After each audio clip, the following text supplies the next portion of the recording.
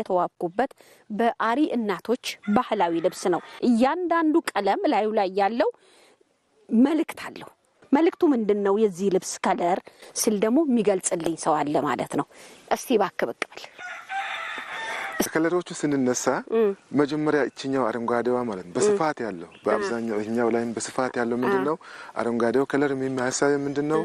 አካባቢያችን በሙሉ አረንጓዴ በሄዳችሁበት በተንቀሳቀሳችሁበት ሁሉ አረንጓዴ ነው ነጭ መስመር ሰላም ነው ሰላም በማንኛውም ጊዜ ሰላም ፈላጊዎች ነው አሪ ህዝብ ሰላም ነው አሪ ህዝብ ሰላማዊ ህዝብ ነው ከማንንም ጋር ማይጣላ ተሻሽሎ የሚኖር ጥቁሩ ደግሞ ቤቱ ስንቀባ አይተሻል ወይም ስትቀባ አይተሻል ጥቁር የከሰሉን ምልክት እንዲ ለማስዋብ የምንጠቀመው ከለር ይወክላል ሌላው ደግሞ ቀዩ የሚያመለክተው ቀይ አፈራችን ቀይ ነው የኛ መመለያችን ነው የሚል ቀዩን ምልክት የአፈሩን ምንነት የሚያሳይ ነው ሰማያዊ ቀለሩም ደግሞ አብዛኛው የአሪ ማይብረሰብ ያለበት ከዚህ ወደዛ ሲታልፊ ወንዝ ነው ያለው ውሃማ አካል መሆኑን ውሃማ ነው የሚለውን ሜሴጅ ነው የሚያስተላልፈው መልእክት ያስተላልፋል መልካምዱ እርጥበት ያዘለ ነው ለማለት ነው የኔ ተጠቀማችሁ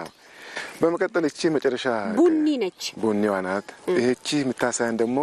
የቡናችንን ከለር ነው ቡና ሲበስል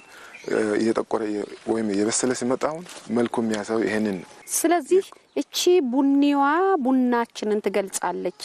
ሌላም ከዚህ ውጪ ቅመማ ቅመሞች አሉን እነ ኮረሪማ አሉን ስለዚህ ሁሉም መጨረሻቸው የበሰለ ኮረሪማ ወደዚህ ነውና የሚመጣው ይሄ ገጽታ እያንዳንዳቸው ከለሩ ይሄን ይገልጻል ብሎኛል የወንዶቹ ደግሞ ከሴቶቹ ለየት የሚለው ምንድነው መልኩ በሙሉ ተመሳሳይ ነው ቀጥሎ ግን እቺኛው ምልክት የወንዶች ላይ ብቻ ነው ያለችው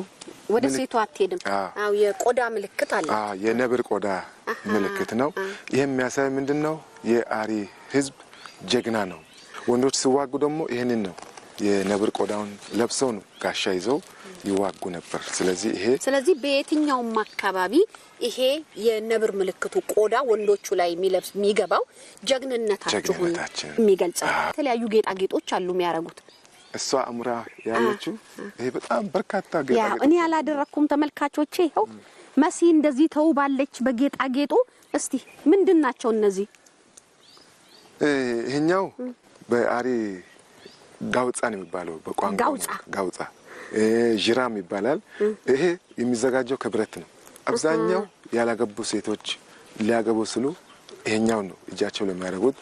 የውበት መገለጫ ማለት ነው ይሄ ከሌለ ደግሞ ማግባት አለ ማግባታውን መለየት የሚቻለው በእነዚህ አምባሮች ወይም በጅራው እና በጋውጻው ይለያል ቶሎ ብላችሁ አይናችሁን ጣል ለምታረጉት እዚህ ያላረገች ሴት